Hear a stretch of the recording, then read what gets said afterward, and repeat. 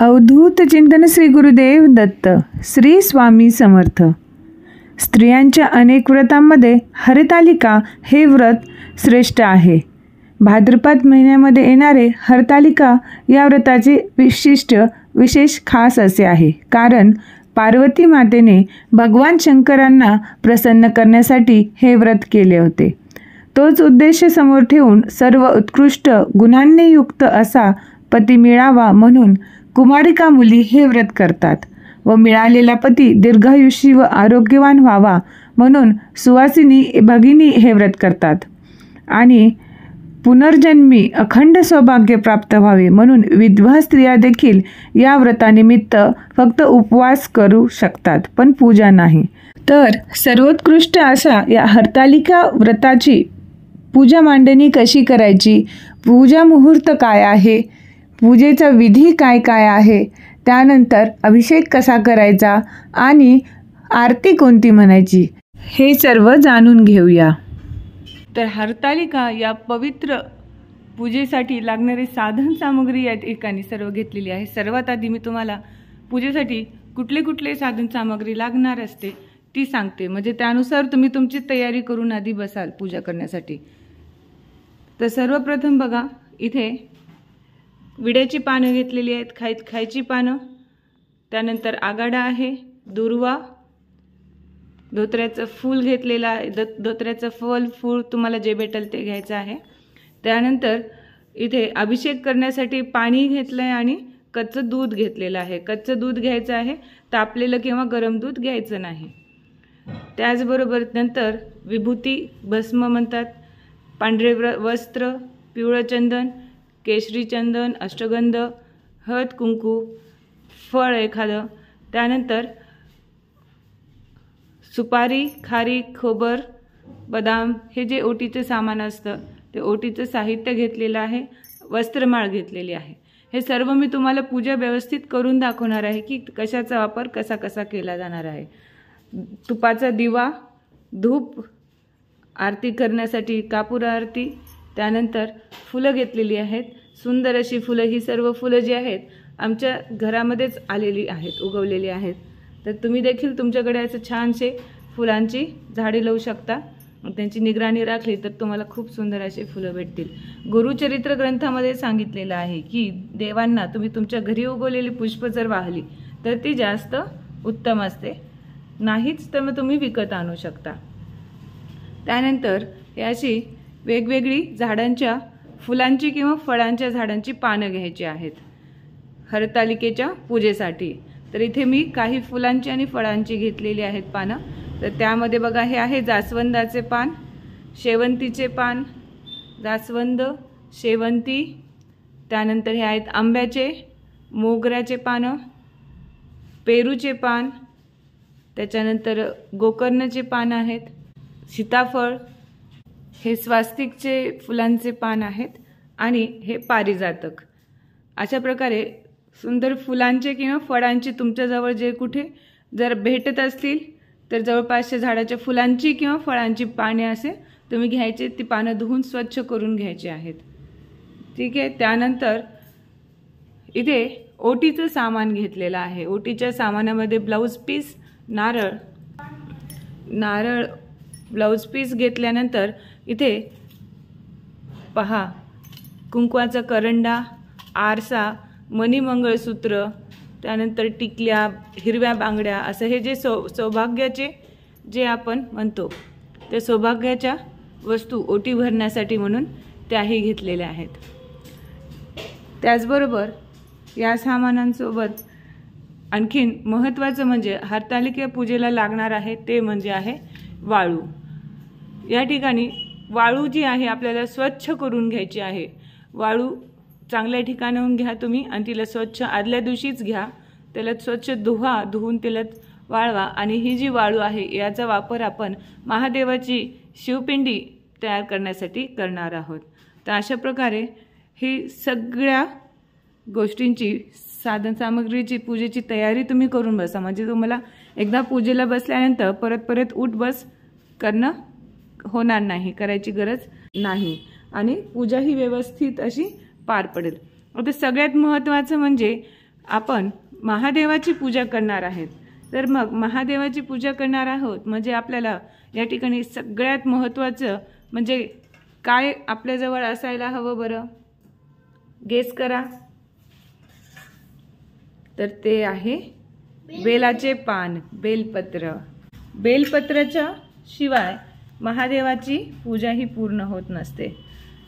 तर सुंदर बेलपत्र घ्यायचे तुम्ही. बेलपत्रांना तुम्ही स्वच्छ करून घ्या. त्यांचे मागचे दांडा जो आहे तो तुम्ही कट करून घ्यायचा आहे आणि बेलपत्रांना स्वच्छ करून घ्यायचं आहे. आमच्याकडे मागच्या पूजेला 4 पानांचे आणि 5 पानाचे देखील बेलपत्र, 5व्या सोमवारी आम्हाला 5 पानाचे बेलपत्र भेटलं होतं योगायोगाने.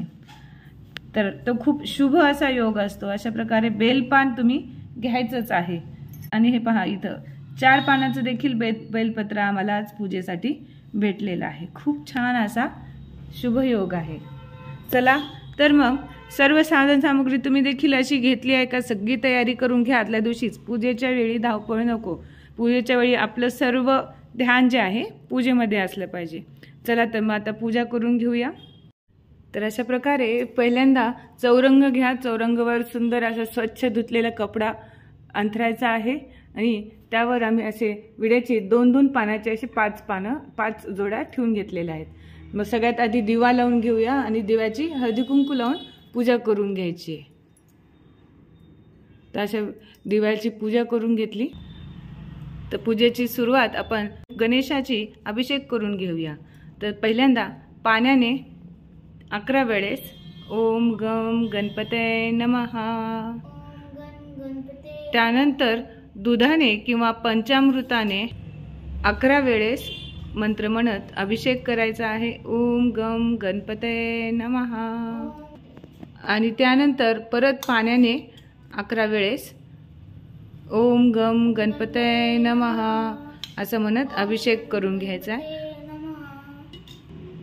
आसनवर तांदूळ आधी ठेवून घेते आणि त्यानंतर गणपतींची स्थापना करायची आहे. गणपतींची स्थापना केल्यानंतर त्यांना अष्टगंध लावायचा आणि त्यांच्या आवडीचं असे दुर्वा त्यांना वाहून घेऊया. ओम गणपते नमः दुर्वां समर्पयामी. नंतर फूल वाहून घ्यायचे आहे. पुष्पम समर्पयामी. तर अशा प्रकारे गणपतीची स्थापना केल्यानंतर इथे जे सती माता आणि पार्वती माताची मूर्ती आहे त्यांची स्थापना करून घ्यायची आहे. त्यांची स्थापना करून घेऊन त्यांना आधी हळदी कुंकू लावून घ्यायचे. सौभाग्याचं लक्षण म्हणून तुम्ही देखील सौभाग्यवतींनी स्वतःच्या कपाळाला हळदी कुंकू लावून घ्या. तर सती माता आणि पार्वती माता यांना हळदी कुंकू लावून घेतले. त्यानंतर फुलं वाहून घ्यायची आहेत. गजरा जर भेटला तर खूपच सुंदर. तर फुलं वाहून घ्या.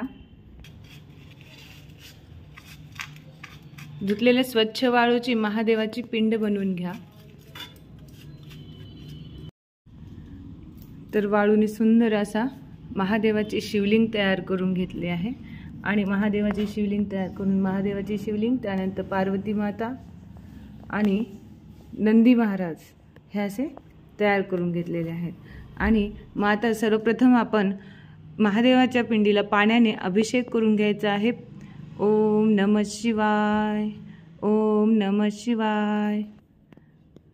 नंतर दुधाने 11 वेळेस, दूध किंवा पंचामृताने 11 वेळेस ओम नमः शिवाय म्हणत अभिषेक करायचा आहे.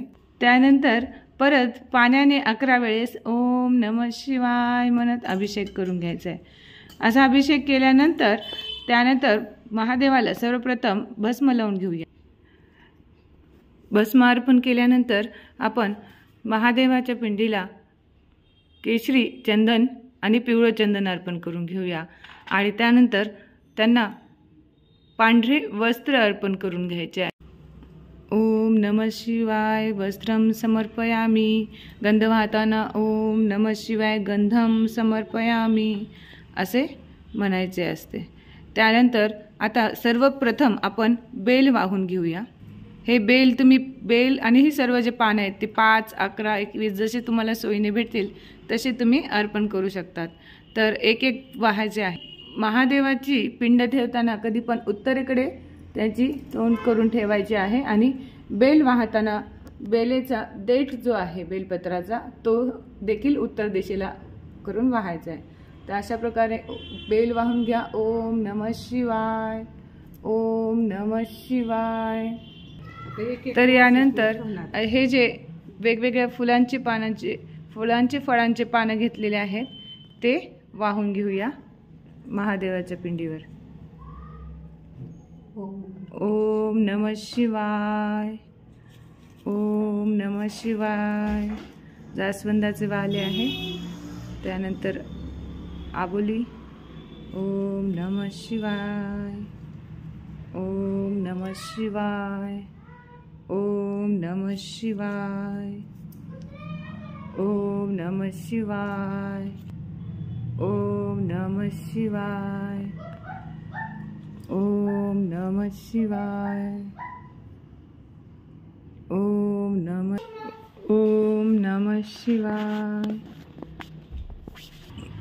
आघाड्याची पानं वाहून घेत आहे। ओम नमः शिवाय। शेवंतीचं फूल। ओम नमः शिवाय। त्यानंतर गोकर्णाचे फुलांचे देखील महत्त्व मी आधीच्या व्हिडिओमध्ये सांगितलेले आहे। हे जे विड्याचे पान ठेवलेले आहेत त्यावर 1-1 रुपया आधी ठेवून घ्यायचा आहे।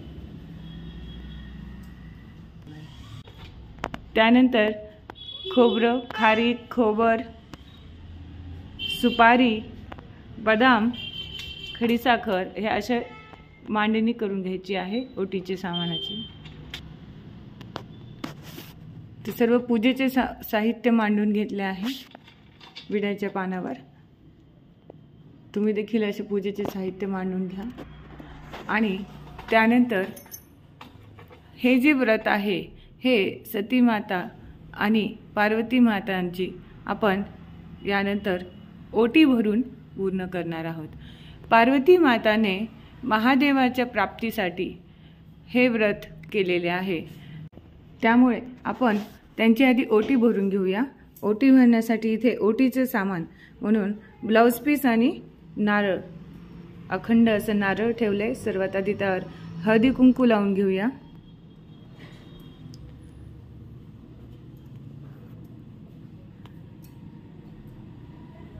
आणि त्यानंतर सौभाग्याचे जे अलंकार असतात ते सौभाग्याचे अलंकार देखील आपण इथे अर्पण करायचे आहेत। तुमच्याकडे जे काही सौभाग्याचे अलंकार भेटतील ते तुम्ही अर्पण करू शकता। तर मणिमंगळसूत्र, कुंकवाचा करंडा, हिरव्या बांगड्या, आरसा, टिकली, ओटीचे ब्लाउज पीस सामान इथे अर्पण केलं आहे। नंतर आपण या सर्व देवदेवतांना नैवेद्य अर्पण करूया। नैवेद्य अर्पण करताना सर्वप्रथम पाण्याचा भरीव चौकोन काढून घ्यायचा आहे आणि त्यावर नैवेद्य ठेवायचे। नंतर पाणी असे फिरवून घ्या आणि नंतर तुमच्याकडे जर एखादं फळ असेल तर ते देखील तुम्ही नैवेद्य म्हणून ठेवून घ्यायचे। भरीव चौकोन काढून घ्या पाण्याचा। एक फळ आहे माझ्याकडे ते ठेवले मी आणि मग त्याने पाण्याने त्यांना पूर्ण असं करून घ्या। अशा प्रकारे ही झाली सर्व पूजा। आता पूजा पूर्ण करण्यासाठी शेवटी आपण आरती करतो। तर सर्वप्रथम या ठिकाणी आपण श्री गणेशाची आरती म्हणून घेणार आहोत आणि श्री गणेशाची आरती म्हटल्यानंतर हरतालिकेची जी आरती आहे ती म्हणून घ्यायची आहे आणि अशा प्रकारे ही पूजा पूर्ण होते। पूजेचा मुहूर्त हा सकाळी हरितालिकेच्या दिवशी सकाळी 6:02 ते सकाळी 8:30 वाजेपर्यंतचा आहे। या वेळेत जर तुम्ही पूजा केली तर तुम्हाला जास्तीत जास्त त्याचे फळ भेटते। तर या वेळेत जर तुम्ही पूजा केली तर अगदी उत्तमच आहे आणि जर शक्य नाही झालं तर जास्तीत जास्त दुपारी 12च्या आधी तुम्ही ही पूजा करून घ्यायची आहे।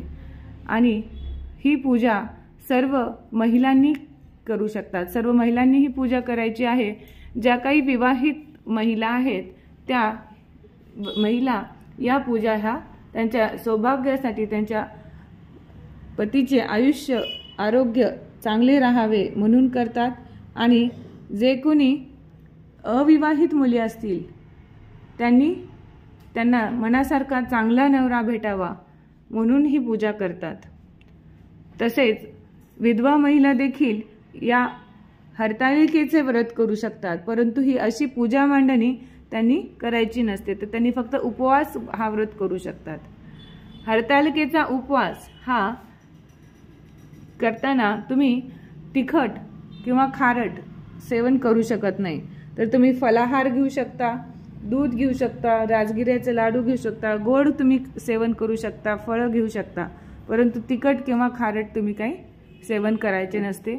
आणि हरतालिकेचा उपवास हा हरतालिकेच्या दिवशी नाही तर दुसऱ्या दिवशी सोडायचा असतो। दिवसभर ही पूजेची मांडणी अशीच ठेवायची असते आणि दुसऱ्या दिवशी सकाळी म्हणजे दुसऱ्या दिवशी आपल्याकडे गणेश चतुर्थी असते, आपल्याकडे श्री गणेशाचे आगमन होते असते, तर त्या दिवशी उपवास हा सोडायचा असतो। आणि हे पूजेची उत्तर पूजा करताना दुसऱ्या दिवशी तुम्ही हळदी कुंकू वाहा, अक्षता वाहा, आरती करून घ्या, नैवेद्य दाखवा आणि नंतर ही पूजेची मांडणी तुम्ही सर्व उचलू शकता। आणि हे सर्व पूजेचे साहित्य जे वापरलेले आहेत ते तुम्ही निर्माल्यात अर्पण करायचे आहे। तर अशा प्रकारे हरतालिकेची पूजा ही सर्वांनी करावीच। आणि एकदा जर हरतालिकेची पूजा जर तुम्ही सुरू केली तर तिला कधी खंड पडू द्यायचा नसतो। तर अशा प्रकारे आपल्या कुटुंबाच्या चांगल्यासाठी तुमच्या भावी जे अविवाहित मुली आहेत त्यांनी भावीत आणि जे विवाहित आहेत त्यांनी त्यांच्या पतीच्या आरोग्यासाठी, चांगल्या भरभराटीसाठी, कल्याणासाठी हे व्रत नक्कीच करावेत। आणि विधवा महिलांनी पुढच्या जन्मी त्यांना चांगला नवरा भेटो, त्याला दीर्घायुष्य भेटो यासाठी हे व्रत जरूर करावे। तर अशा प्रकारे मग कुटुंबाच्या चांगल्यासाठी हे व्रत तुम्ही नक्कीच करा। आणि त्यानंतर गणपतीचे स्वागत करण्याची तयारी करूया। तर गणपतीचे स्वागताचे व्हिडिओ मी नेक्स्ट व्हिडिओमध्ये अपलोड करेलच, तेही तुम्ही पाहू शकता।